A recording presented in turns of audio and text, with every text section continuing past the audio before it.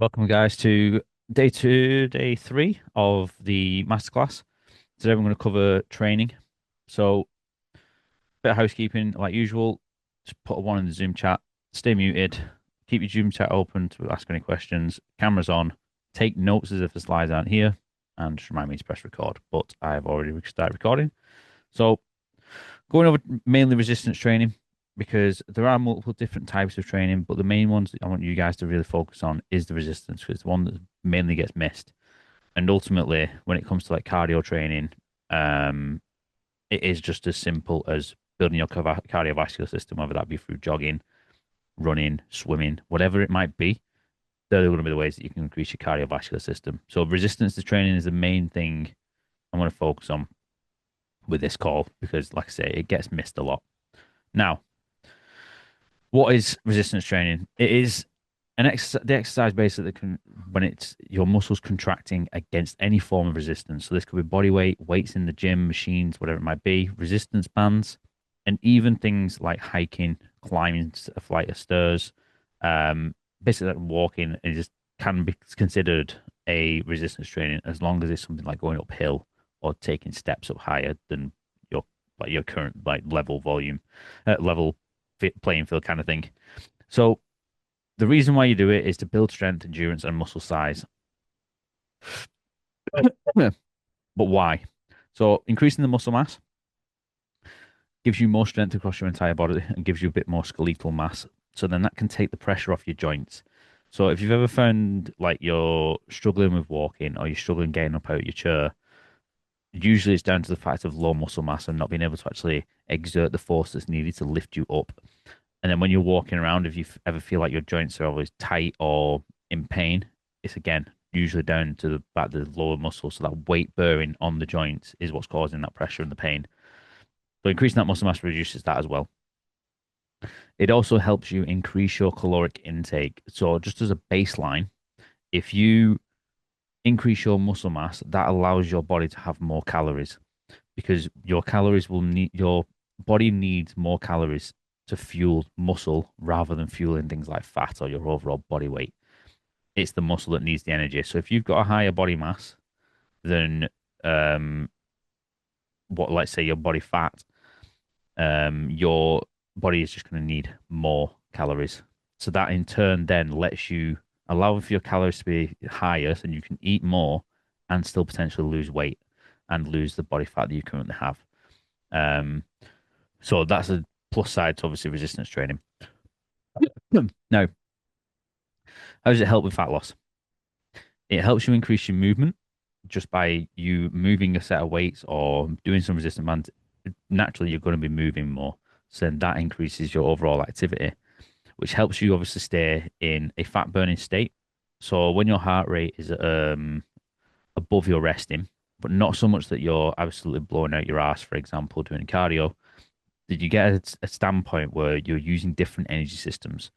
So if you're in like a fat burning zone, like anywhere between like your heart rate being 40 to 60% of its maximum, you're in a true state though where you're going to be mainly burning fat. If you go into a cardio burning zone, you're going to be burning more carbs and sugars, and then you've got the maximal like effort kind of point where it's like if you're a strong man or if you're doing like sprints, for example, you're then going to be burning like creatine phosphate. So that's where you're going to need a lot of creatine in your body. But that's going into more science based that I'm not really going to go into too much with this because otherwise this call will end up being like an hour long. Um, so we want to just mainly stick towards like a fat burning zone. So keeping your heart rate anywhere between 40 to 60%. And the other reason is when you're trying to lose weight and trying to lose body fat, without doing any form of resistance training, you're not going to be able to determine if you're losing body fat or losing muscle mass. So making sure that you're actually doing resistance training in any form helps keep the muscle mass growing, basically. So you're reducing that risk of losing muscle mass and putting it more to putting it on muscle mass to help you further on in life. The biggest thing though is that you need to be committed to making sure that the days that you can train, whether it be at home, whether it be in a gym, or you end up deciding you're just going to do it through walking, you need to be realistic. You need to be realistic with the amount of days you can commit to doing a workout. Overestimating will just set you back into failure because realistically, if you say to yourself that, oh, I'm going to go and train 5 days a week, Monday to Friday, you get 1 week in, you've done it 1 week, but then next week comes along and you are just absolutely burnt out by week two because you've over exaggerated what you can actually achieve to do and realistically looked at your life as a whole.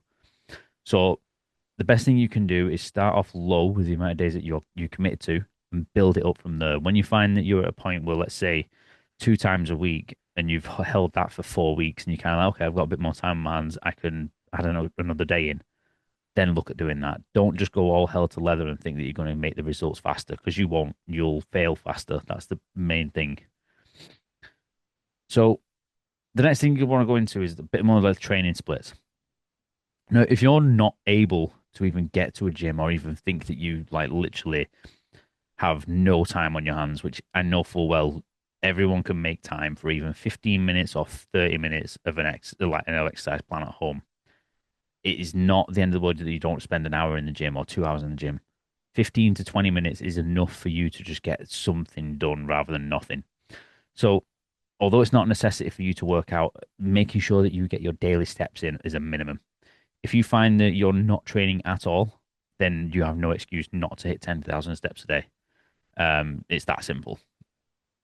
Whereas if you are, let's say you're sedentary, you work working in an office more often than not, and you've got the kids at home, at a very bare minimum, you can still get up on your chair, whether it be at break time, or you can find time where it's literally a case of even if you're standing up at your desk and you're just pacing in front of your desk, a couple of extra 100 steps is enough. But at a very minimum, 8,000 to 10,000, but you have no excuses not to hit that 10,000 realistically. It's putting in that effort when you do get home to just say, okay, I'm going to do a little bit of cleaning, do a little bit around the house, and maybe just take kids out for a little bit of a walk when they get home from school as well. Once you pick them up, that's another option. But if you wanted to obviously go into the gym or go into training at home, here are the splits that I would recommend for how many days you can do for commitment.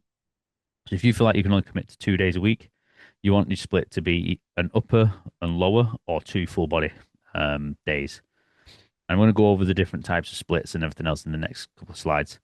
But ultimately, that's just basically saying how you're going to divide up your muscle groups and how you're going to train them effectively. So 3 days a week, you would then do push-pull legs or upper lower full body. Day 4, you would do 2 times upper lower. So you do like upper lower rest, upper lower, or you could do push-pull legs full body. 5 days, push-pull legs upper lower, or upper lower twice and then full body on its own. And then 6 days, you could do 2 times of push-pull legs or 3 times upper lower.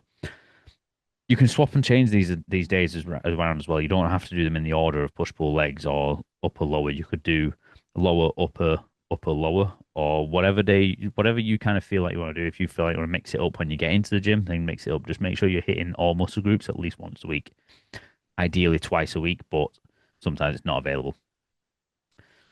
So going into how the training days work, in terms of push, pull, and legs, push, you're thinking of movements that you're moving like the weight or the resistance away from your body. So things like chest, shoulders, triceps, the movements that you would do to have to get the weight away from you would be classified as a push movement. Pull is back buys and traps. So you move the resistance towards your body. It's very simple in terms of the way you think of the movements. Now, legs is literally just as you think it is. Quads, glutes, hamstrings, calves, just basically everything lower body. It's simple as that. Now, when it comes to full body, obviously the way you're trying to think about with this is that you need to be at least hitting everywhere on your body at least once when it's full body day. So think one exercise per muscle group and trying to go towards more compound lifts. And again, I'll go into compound lifts a little bit later on. It does get quite complex in terms of when you start thinking complex in isolation. But I just want to stick to your splits and making sure that you have a commitment point at this point. Going on from that, you then have upper lower. But these can be switched as well to thinking of anterior and posterior days. So upper lower would be chest, shoulders, lats, arms, traps. So there's a lot in an upper day. Whereas lower would then be your lower back plus everything that you would normally do in a leg day. So quads, hamstrings, glutes, and calves. Um, Basically, everything above your midsection is upper and everything below your midsection is lower. Now, if you wanted to change it from upper, lower, and do anterior, posterior, what you would then do is anterior is everything on the front of your body. So you're thinking chest, biceps, quads, um, shoulders to a degree with your front and side delts. You could do those on an anterior day. Posterior would be things like your back, your lower back, your hamstrings, your calves, and your rear delts. And that's how you would, and triceps. And you would kind of do it that way. So it's a very similar way of doing it, but you can just flip between anterior, posterior, and upper, lower. Depends what kind of mood you can be in or what kind of training session you want to have and what muscles you want to focus on. But again, with these, you want to be focusing on more compound lifts with a couple of isolations. So, for example, with the upper day, you would hit all the main groups in everywhere anyway, in terms of like with your chest, you're still going to hit your triceps. With your shoulders, you're still going to hit your biceps. Still going to hit your triceps. With your lats, you're still going to hit your biceps. Um, so you can see how you can still hit every single muscle group, but then adding in a little bit of isolation when needed. So things for like your arms, you could then focus in on bicep curls or tricep extensions. It's the same kind of thing. You're just trying to bring in little tiny bits of isolation rather than thinking the whole session being isolation. So going into the training types and what I've just been talking about with compound and isolation. So compound movements are movements that use multiple joints to target multiple different muscle groups. So things like squats, for example, when you go into squat, you're both targeting on the way down, you'll be targeting your hamstrings and your glutes, whereas on the way up, you're targeting your quads. Deadlifts, you're targeting your hamstrings, your quads, your lower back, and technically your shoulders as well. Bench press, you're then using your chest, your triceps, and lunges again, using bits of your quads and hamstrings and glutes. So you can see how the movement changes, obviously how compound works, and it kind of relates back into your real life world, like situations. If you're getting up off a chair, you're technically doing a squat, so that's a compound movement. Again, isolation is just movements of a single joint that's targeting one muscle group. So again, tricep extensions, bicep curls, calf raises, leg extensions, leg curls. Um, you've got plenty of different options. I could list loads, but I'd be here all night. So these are just some of the examples, and I'm hoping obviously some of you know what these are. I think like simple ones like a bicep curl. Everyone kind of knows what a bicep curl is. And you'll be able to compare that to say like a bench press or even a lunge to see the difference between the two movements. So when it comes into your actual training itself, you need to kind of find out what you want to get from your training. So you need to pick a goal basically. If you're aiming to just increase your strength and nothing else really, and your muscle mass is more like a side thing, then you want to go into like the strength training zones. So with that, you're aiming for anywhere between like 4 to 6 reps per set, with sets ranging from around 2 to 5 sets. But then your rest period is going to be 2 to 5 minutes, because the point of your rep range being lower is so that you're working at almost complete maximal effort at every set. You're working at anywhere between like 100% and 90% all the time during that. So there's a lot of stress on the joints, a lot of stress on the muscles, but it is great for obviously increasing that muscular strength. On the other end of the spectrum of that, you've got endurance. So this is where you'll be thinking more towards your fitness overall rather than the way your muscles like in size. You want to go towards more of the endurance. So this you can kind of compare it to the way a class kind of runs in the terms of the fact that you're going to get extremely sweaty doing this. You're going to put your muscles through a lot of the burn points, but you're not going to get the same kind of muscle growth from it because you're not putting your like the absolute maximal that you can do or near maximal that you can do. So your rep range is anywhere between like 12 plus. That could go like 12 to 30 if you wanted it to, or even more, across 3 or more sets. So you could do 10 sets of one exercise and go with that, but your rest periods are extremely low, anywhere between 15 to 60 seconds. Um, the kind of break point with endurance is like 30 to 45 seconds. That's where you get the best benefit from the rest period. But right smack bang in the middle is where I kind of keep all of my clients. majority of the time, unless they have a different goal. Like if they have a strength training goal or an endurance goal, but the majority of my clients with fat burning, they're all based in the hypertrophy mark because it's a complete middle ground between strength training and endurance training. So your rep range is anywhere between 8 to 12 reps. Ideally, what you want to be aiming for is you're pushing the weight to a complete maximal that you can do for 8 reps. Once that weight gets to a point that it's easy and you're pushing it to 10 to 12, once you get to that 12, you would then increase the weight and come back down to doing 8 again. So that's your progressive overload coming in, which again, I will touch on in a little bit. And you're doing those anywhere between 2 to 4 sets. It can be more if you're doing different set types, which realistically for a lot of you in terms of like the beginner standpoint, you would not need to worry about it in terms of like supersets, um, pyramid sets, trisets, giant sets. You don't really need to worry too much about it, but it can be more. It just depends on what kind of goal you're aiming for, and as you start progressing, if you can do more. The rest period for these is anywhere between 60 and 90 seconds. And the reason I'm telling you all this is because when we go into the progressive overload understanding, you'll soon see how you can manipulate your training to make sure that you're always progressing and you get no stagnation and no plateaus. The next thing I'm going to go into though is tempo. So you might have heard of time under tension or tempo or the lifting speed basically. So what tempo is? It's controlling the speed of each rep as you perform it. So there's 4 phases. You've got the eccentric, which is the lowering part. You've got a pause. You've got a concentric, which is the lifting, and then you've got another pause. So if I was to explain this to you doing a shoulder press, you would start point at the top. So you would bring the shoulder press down. So 2, and then you'll pause and then go 2 seconds on the way up using that example on the shoulder press there and pause at the top. You can change the tempo of these. So you could go with a 3-1-1-1. So that would be a really slow lowering with a 1 second pause and explosive up. And that's the same kind of thing, but you're basically firing different type muscles. So you're firing your type 1 and your type 2 muscle groups there. So you've got your fast twitch, which is your type 2, and you've got your type 1 even, and you've got your slow, which is type 2.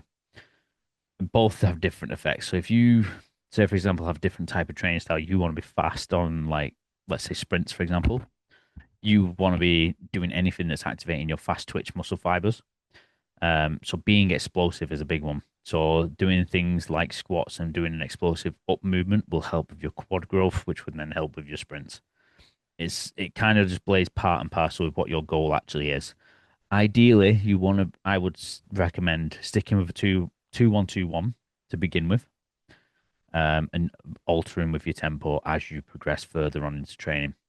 A 2-1-2-1 basically hits everything that you need to. There's no reason to ever deviate. I will link a video that I have done on this topic as well when I've uploaded it. I'll even pin it at the end of the video so you can go and watch that and understand tempo a little bit more. The next thing, obviously, is the main one, which is progressive overload. So progressive overload is basically your way of continuing on in your training to make sure that you don't plateau and that you're always progressing in some factor. Some weeks might be different. You might not hit the same goals that you have done the week before. But the thing is, as long as one thing is progressing, whether it be that you've increased the weight or increased the resistance, regulated your tempo a little bit better. So 1 week you might have gone for a full like 1-1-1-1 and just been firing through your movements, which isn't great. You might have then next week regulated your tempo a little bit more and slowed it down. That is still a form of progressive overload. Increasing reps, increasing volume. So by increasing volume, I mean that's the increasing sets that you do on that exercise. Increasing your training frequency. So that could be that you've gone from 2 days a week to 3 days a week. And then regulating rest periods. So that could be that you've shortened your rest on, let's say, an endurance style. You've shortened it down. So other examples for this would be like your daily steps, for example, keeping it completely basic. Let's say 1 week you hit 10,000, you hit 6,000 steps for the week as a weekly average. Your next step would be, okay, let's add maybe 2K on, try and get that average up by another 2K. And that would be a progressive overload that you can progressively increase over time until you hit a standpoint of, let's say, okay, let's hit 12K and then I'll bring something else in, whether that be I bring in a workout. and that again will be increasing that training frequency. Same thing with the other example that I've got written down there is reps on a bicep curl. So let's say 1 week you've hit 6 reps for with 10 kgs, for example. The next time you go in on the week after, you hit 8 reps on all 3 sets of 10 kg. That again is a progressive overload because you're trying to improve. The next thing you can do, obviously, which goes back into the step thing, is making sure that you're trying to increase your NEAT, so your non-exercise activity thermogenesis. This is the biggest part when it comes to you losing weight. Your NEAT makes up the second biggest portion of your the way your calories are burnt. So if you were to take them into percentages, 50% would be done by your BMR, like we covered yesterday, your basal metabolic rate. That is what you need at a complete rest.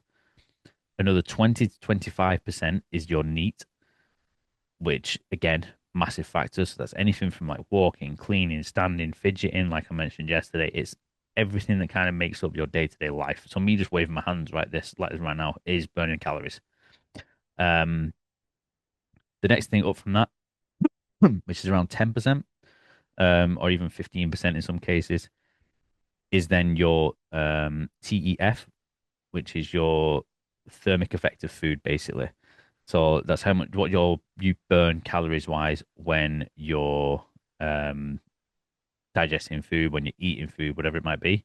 That's your body's way of heating up to then digest food. And then literally the tip of the iceberg is exercise, as in like workouts. That works makes out about 5 to 10% of your daily calories burnt. So realistically, like I say, when it comes to the workouts, that is like literally the tip of the iceberg. I'm just giving you all the information that you need to actually be able to effectively do the workouts. So increasing your NEAT is far more important than going to the gym, like I've just said. And although I know it's getting colder right now, it is better that you wrap up warm to increase your steps rather than just basically couch potatoing yourself over winter. Not going to get you anywhere. You might as well start now and increase your NEAT early rather than leaving it to, let's say, New Year and being like, oh, I'll do it all then. There's no point waiting. All you're doing is wasting time. So if you don't feel like you can get up, wrap up warm, go outside with your kids, whatever it might be, walk around your house. Put like put a podcast on in your earphones or whatever. Put something on the TV. Walk around your house, or if you've got like a walking treadmill, a walking board, just get on it and just do a bit more steps that way. And you'll quickly see how much the weight can just drop off and how much the body fat will drop off. So the main thing is just focusing on increasing your step count way beyond your current norm. Um, because realistically, again, it's the easiest way to increase your NEAT. So this is how you can break up your workout schedule. I've done 3 examples here. This is just the first one. For more often than not, people say that they can find that they have 3 days to train. So how you would kind of split this up in a 3 day split would be, let's say Monday you would do push, Tuesday you just do a complete rest day and just focus on getting your Birmingham like your normal day-to-day steps. Then you would do a pull, rest, same again, just to focus on your steps. Friday, focus on his legs and just normal steps as normal. And then you would have Saturday and Sunday. Now, the reason I say active rest on these are the days that I want you to try and push more than your normal step count. To the point where, let's say your average step count for the week is like 10K on each day. Let's try and say Saturday and Sunday, you'll try and reach 12K. So you're trying to push that little bit and beyond. And then you can also be active with your kids at this point as well. So if you, let's say, for example, rather than going for a walk with your kids, you went swimming, that would still count as an active rest. You've done a little bit more than you would do normally. Although it's not going to count towards your step count, you are still being more active than you would have been normally. So the days can be altered. Whatever days of the week you find that you're actually able to train, that's how you would kind of move it along. So you kind of go, if you're only able to train Monday, Tuesday, Wednesday, you would then say, like, okay, let's go push pull legs back to back, Monday, Tuesday, Wednesday, 2 days rest, and then you go into an active rest at the weekend. Works the same way. Now, going into a 2 day split and a 5 day split. So a 2 day split you would get is, let's say, for example, you went Monday, then you did upper or anterior, active rest day on the Wednesday. Thursday would be your rest. Friday would be lower or posterior, and then Saturday, Sunday again active rest days. So it's basically you're trying to change one of your rest days into an active rest day rather than having an extra rest. It's still trying to keep you as active as possible for those days than trying to hit the basics of just resting no matter what reason. You want to be still getting at least another active rest day in there. Day five, a 5 day split, you would then do things like push pull legs, rest, then upper lower with an active rest. Because you're already being active extra already, you don't need your Thursday to be another active rest. That should be a day where you're trying to recover from your first 3 days of the week, ready for your Friday, Saturday sessions. And that's ultimately how you can alter it and change up where you want to be putting days here and there. But you remember, you've got to make it fit your day to day life and making sure that you can commit to the right amount of days of training. The next biggest thing that I would always recommend is making sure that you are and you need to be tracking your workouts, because everyone's got you might have a really good memory, but no one can remember every single exercise that they do, for how many sets, for how many reps, for how long the rest was. You will not remember that the week after. So you need to make sure, whether it be that you are tracking it in your phone, in your notes, on a piece of paper, in terms like a logbook, similar to the one that I have given you all. You can use that similar style to track each week. Um, yeah. Or whether it be on an app. All work, but you just need to make sure that you are tracking everything that you do in your sessions and go in with the intention to improve from the week before. It doesn't matter if you don't improve, even if everything stays the same, it's not the end of the world. It could just be that you're not ready to progress, but go in with the intention to even improve on one exercise, two exercises, whatever it might be. Just literally just go in with the intent to improve. So what you need to track is the weight that you've lifted, the reps that you did for each set, and how many sets. So let's say, for example, you lifted 10 kgs for 8 reps, and set one you did 8 reps, whereas then set two you did 10 reps, and set three you might have gone back down and done like 6 or maybe 8 reps again. Each one of those needs to be tracked, and then how long your rest has been. If you're not tracking your rest, your likelihood is that you're just going to sit there scrolling on your phone or get distracted talking to a friend, whatever it might be. Making sure that you're disciplined with your rest will also help make sure that you're basically putting every bit of effort you can into your training. So make them a priority to actually track them. And then we'll go into questions. But just for a reminder, for tomorrow's call, we are doing pillar 3, which is the big one, which is mindset. Without the right mindset, you're not going to be able to achieve anything like this and achieve your goals that you want to achieve. So, and don't forget to remember to message me the word offer, because I do have an offer going on for you guys right now, and I think you'd be silly to miss out, considering you're on this right now, but without someone there to help you implement it all, you're going to probably go away with this with doing nothing. So do remember, if you are interested in coaching and getting you to your goal, just message me the word offer. And